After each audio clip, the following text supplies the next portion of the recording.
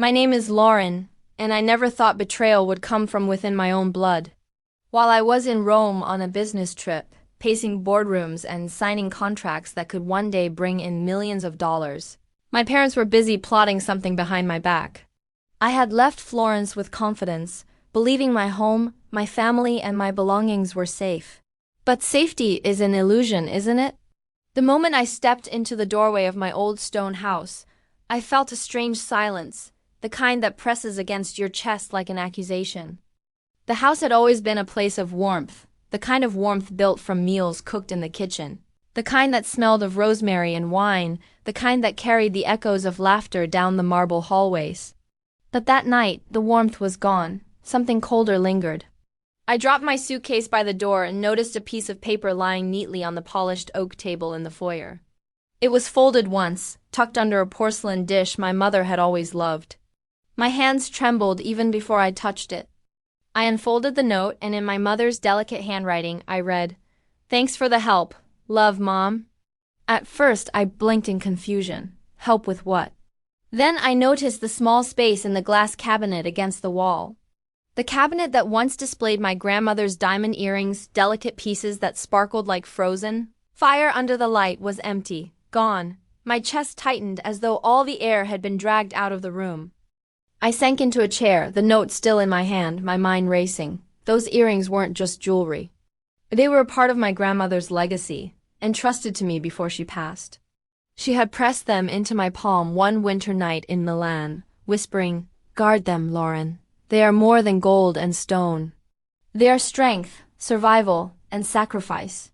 I had promised her I would. And now, with a single betrayal, my parents had stripped that promise from me. The anger came swiftly, sharp, and hot. Betrayal is one thing when it comes from strangers or rivals. But when it comes from your own parents, it doesn't just wound, it carves through bone, slicing straight into the heart. I thought of my father Anthony, stoic and distant, the man who had always believed money could solve anything. I thought of my mother Evelyn, sweet on the surface but ruthless beneath, the kind of woman who smiled while she stole.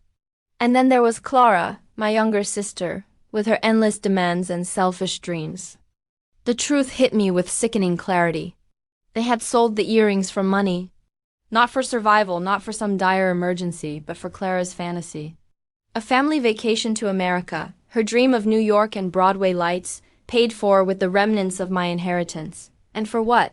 For laughter in hotel rooms, shopping on Fifth Avenue, meals in overpriced restaurants. They had reduced my grandmother's gift to nothing more than tickets, souvenirs, and fleeting pleasures. My lips curled into something between a smile and a snarl. They thought they had outsmarted me, leaving me a note like I was a fool who would shrug and forgive. Thanks for the help. Those words stung, but they also burned into me, igniting a fire I had never known before.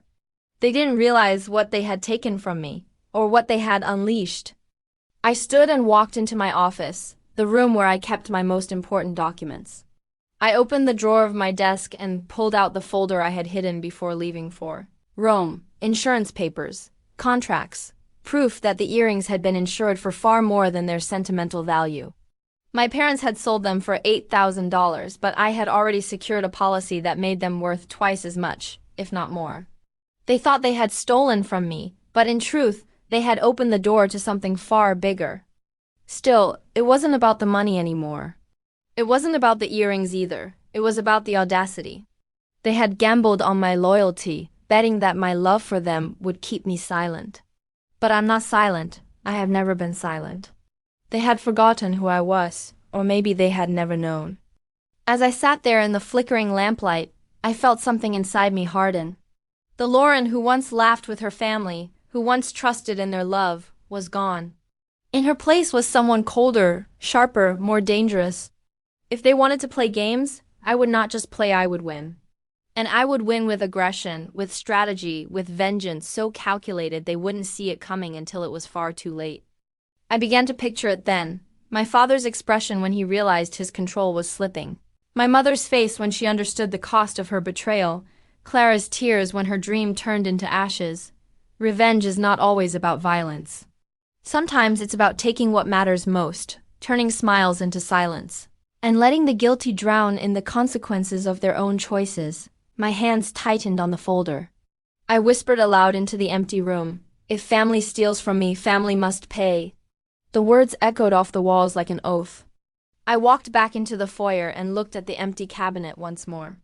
The space where the earrings had rested was now a hollow void, just like the trust that had once existed in this house. I touched the glass gently, as though saying goodbye to the woman I once was. Then I turned away, my heels clicking against the marble floor, each step a drumbeat of determination. This was not over. It had only just begun. My parents thought the trip to America was their victory, but they had unknowingly signed the first page of their defeat. I would show them what it meant to betray me. I would strip away their comforts, their illusions, their security. I would make them remember my name not with pride, but with fear. As I stood at the window, staring out at the narrow streets of Florence bathed in the glow of street lamps, I made myself a promise. The earrings may have been taken, but what they represented, strength, survival, and sacrifice, was alive in me. My grandmother's legacy was not in stones or gold. It was in my blood, burning now with fury.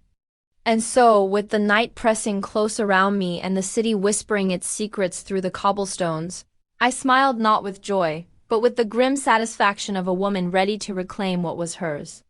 Revenge had already taken root in my heart, and soon aggression would bloom. This was my story. This was my war. And the first battle had already begun with a simple note on the table. The days after I discovered the note were drenched in silence, the kind that rattled inside my chest like a caged animal. I wandered the halls of my house on Via del Rose, a house I had worked for, fought for, and nearly lost once before. Every corner of it whispered betrayal now. The high ceilings no longer felt elegant, they echoed my thoughts back to me like an accusation. The marble tiles beneath my feet, once cool and comforting, now reminded me of a cold grave. I couldn't walk from room to room without imagining my parents' laughter, their smugness, their certainty that I would swallow the insult, and forgive them like a dutiful daughter. But I was not that woman anymore. Not after what they had done. At night, I would stand at the tall window in my bedroom, staring at the city of Florence sprawled beneath me. The Duomo rose like a watchful giant, its dome glowing under moonlight, while the narrow streets twisted like veins across the body of the city. I thought about my father Anthony, the quiet manipulator, whose silence was always mistaken for peace. I thought about my mother, Evelyn, who smiled as she cut, as though cruelty was her gift to the world. And then I thought about Clara, my sister, my mirror in youth but my opposite in everything that mattered. Clara with her perfect smile, her endless hunger for beauty, her obsession with Broadway lights and American fantasies. Clara, who believed she was owed everything while giving nothing in return. They had all played their part in this betrayal, but Clara's fingerprints were smeared across every detail. It was her dream, her insistence, her pleading that had driven them to sell my earrings. She had stood on my shoulders again without a thought for the weight she left crushing me. And for that I swore to myself she would pay most dearly. I couldn't sleep. I would pace the house like a restless predator, my footsteps the only sound in the cavernous rooms. Every whisper of wind outside, every creak of wood, only sharpened my thoughts. Revenge was no longer a fantasy, it was a necessity. If family could betray me, then family had to learn the meaning of fear, but fear wasn't enough. No, I wanted destruction. One evening, as the city lights flickered on one by one, I sat at my desk with a phone in my hand. My fingers hovered over the numbers, considering, calculating. I had contacts, men and women who owed me favors, people I had once helped in Milan and Naples. They were the kind of people you didn't list in polite conversation. They were shadows, but shadows could do what sunlight never could. The first call was to Marco, a man with eyes like iron and a voice that rumbled low, steady, and dangerous. I had helped him once, years ago, when he was cornered in a business deal that nearly ruined him. I saved him then. Now it was time for him to repay the debt. "Lauren," he said when he heard my voice, a hint of surprise, maybe even respect, lingering there. "I need information," I told him, "on my family. On Clara, I want to know every weakness, every crack in their glass lives. Bank accounts, debts, secrets, everything." There was a pause, then a low chuckle. You've always been sharper than the rest. Consider it done. Next came Stefano in Naples. If Marco was the blade, Stefano was the storm-loud, reckless, unpredictable. But sometimes chaos was useful. Sometimes it was the very thing you needed to rattle the ground beneath someone's feet. I told him what I wanted and he laughed in delight, already imagining ways to make my family squirm. And then there was Isabella. Sharp as glass, deadly as poison. She was the only woman I trusted to be as ruthless as I needed her to be. I had met her years earlier in Milan during a negotiation where she'd sliced through competitors with nothing but her words. If I was fire, Isabella was ice cold, calculated, merciless. Family, she murmured when I told her. They're always the ones who cut deepest. Don't worry, Lauren. I'll help you sharpen the knife. By the end of the week, I had assembled something more than allies. I had built a weapon. Each night, before closing my eyes, I whispered to myself, if family steals from you, then family must pay. It became my prayer, my mantra, my battle cry. The words didn't soothe me. They fueled me. They reminded me that I was no victim, no powerless daughter waiting for scraps of love or loyalty. I was a woman, and I was a storm waiting to break. The first report came from Marco. My parents' finances were weaker than they pretended. The trip to America had been extravagant, reckless.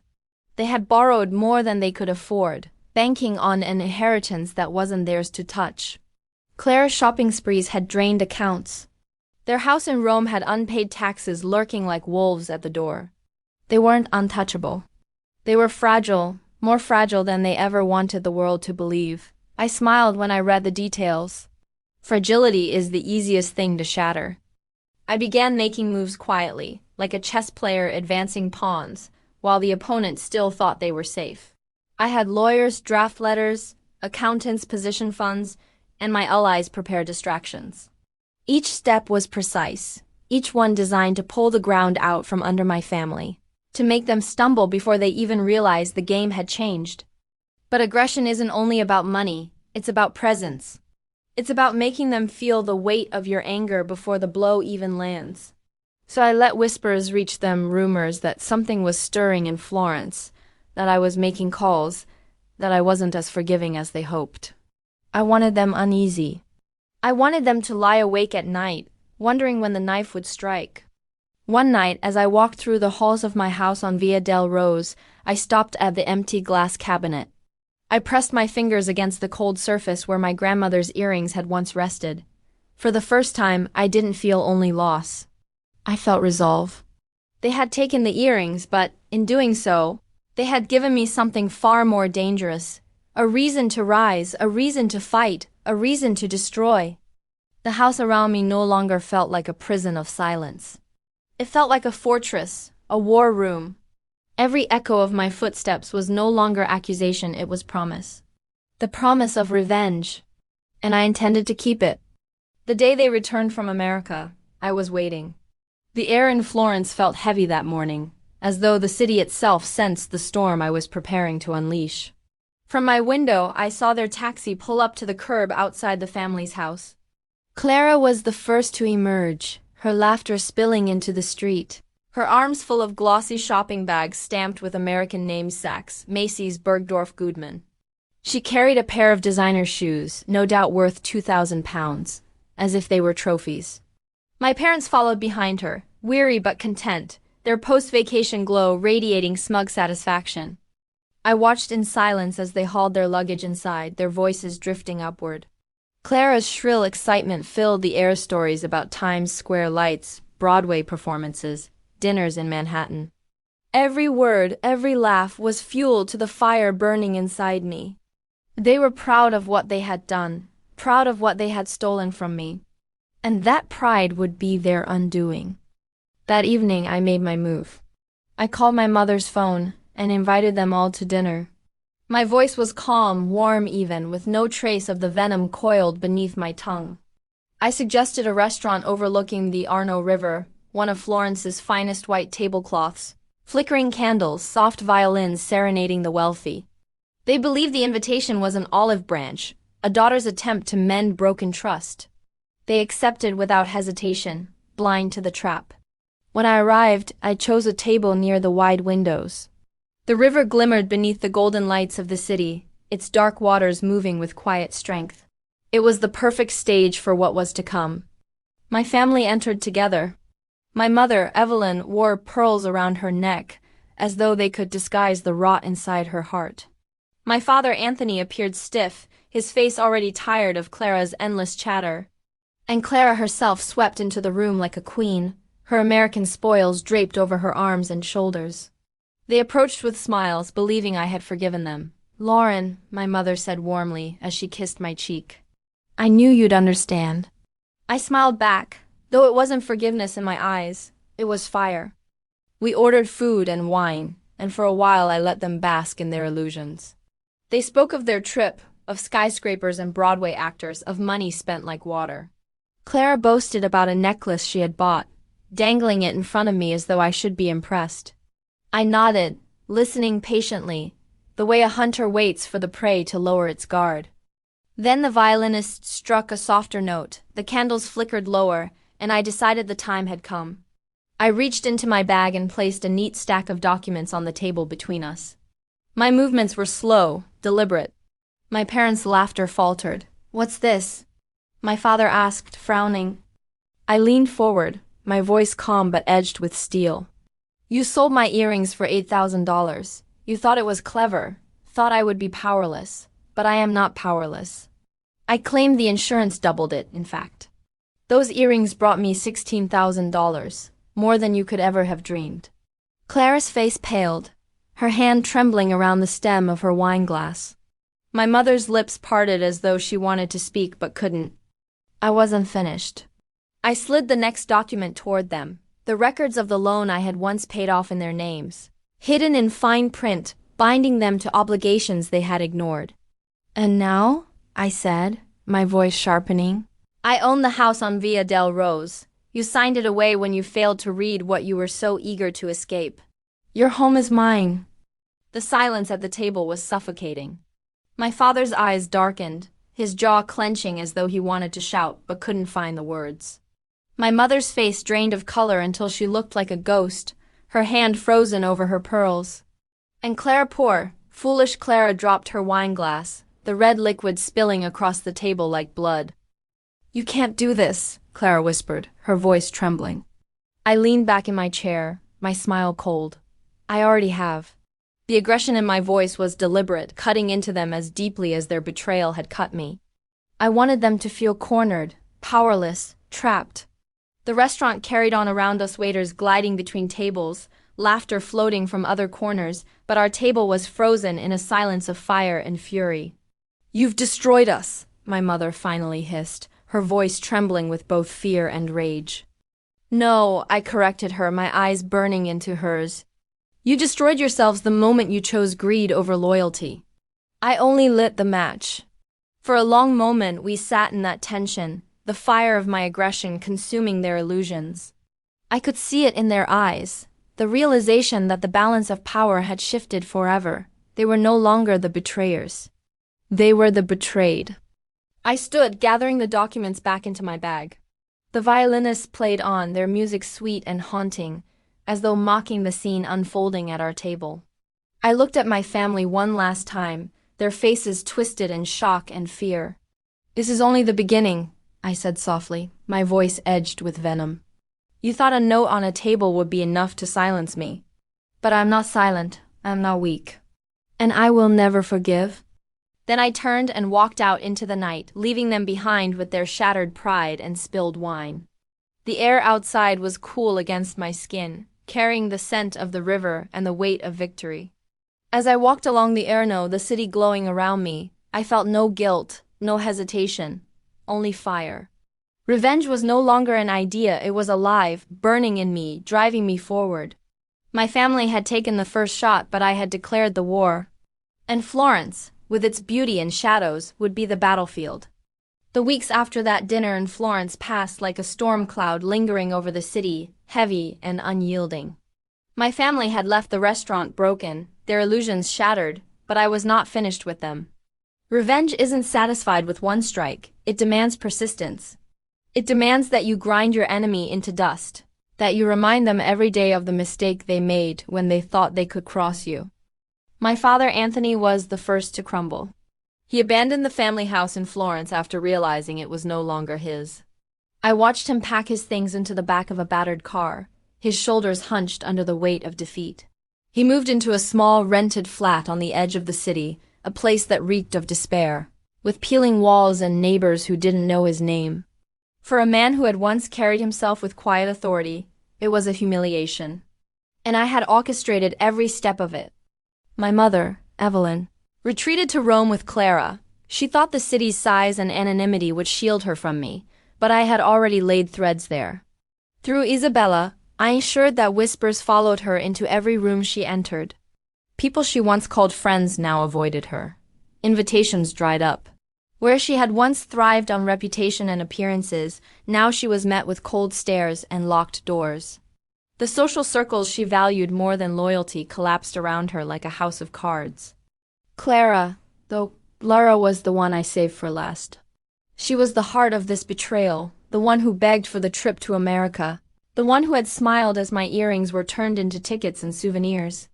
Clara had always lived in a fantasy, believing the world owed her beauty, comfort, and admiration. My revenge against her would not be swift. It would be slow, deliberate, and merciless. I began by targeting what she loved most, her vanity. Through Stefano, I arranged for the necklace she had bragged about in the restaurant, a piece she had purchased in New York, to be appraised publicly and revealed as a counterfeit. Word spread quickly, whispers mocking her gullibility, her foolishness. Clara, who thrived on admiration, was suddenly the subject of ridicule. Her flawless facade cracked. But that was only the beginning. I reached deeper, pulling threads I had carefully gathered from Marco's reports. Clara's finances were already unstable. Her shopping sprees had drained her accounts. I used my resources to tighten the noose closing off credit, calling in favors with bankers to freeze her lines of credit, making sure every door she tried to open slammed shut. She tried to pawn the few treasures she had left, but Isabella made certain every dealer in Rome knew not to touch her. Her desperation was delicious. I would see her walking through Rome, her once perfect smile replaced with shadows under her eyes, her shoulders bent under invisible weight. Each time I felt the fire inside me grow hotter. This was revenge, not just in action but in spirit, the transformation of her arrogance into misery. And yet, even as they fell apart, I felt no pity. Cruelty had been their first language. They had taught me that lesson when they sold my grandmother's earrings and left me a mocking note. Now I was only speaking back to them in the same tongue, only louder, sharper, more final. One evening, I stood alone in the house on Via del Rose. The marble floors gleamed under the soft glow of the chandeliers, reflecting only my footsteps. The silence was thick but satisfying. This house, once shared, was mine alone. And with each day that passed, it felt more like a fortress, a monument to my survival and their downfall. Still, there were moments when I would catch my reflection in the tall mirrors of the hallways. In those moments I would see the faint glimmer of my grandmother's earrings, phantoms now, but eternal in memory. They reminded me of what I had lost, but also of what I had gained. I had turned a betrayal into a weapon, pain into power. I had not just survived. I had conquered. I thought of America then, the land where they had squandered my inheritance. I imagined them laughing in hotel rooms, tossing away dollars as though they were endless. I imagined Clara parading down Broadway, her eyes wide with wonder. For them, America had been a fantasy, but fantasies always end. Italy was reality, and in Italy I wrote the final chapter. My aggression was not reckless, it was precise. Every step I had taken was deliberate, every strike calculated. I had stripped my father of his dignity, my mother of her reputation, and my sister of her illusions. I had left them with nothing but the taste of ashes, the memory of what they once had, and the knowledge that it was I who had taken it from them. Some would call me cruel. They would whisper about a daughter who turned against her family, a sister who destroyed her own blood. But cruelty was not born in me, it was taught.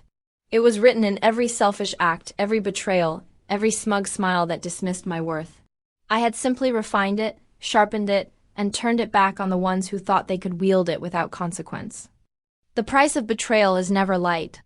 My family thought they could steal from me and laugh, thought they could buy a dream with my inheritance and return to their lives unchanged. They thought wrong. I showed them what betrayal costs. Not just money, not just property, but dignity, reputation, and peace. I showed them that when you strike at me, I strike back harder, with fire and fury, until nothing remains. And so I stand here now, the last of us in the house on Via del Rose. My father lives in shadows, my mother hides in shame, and Clara drowns in humiliation. I walk the halls alone but not empty.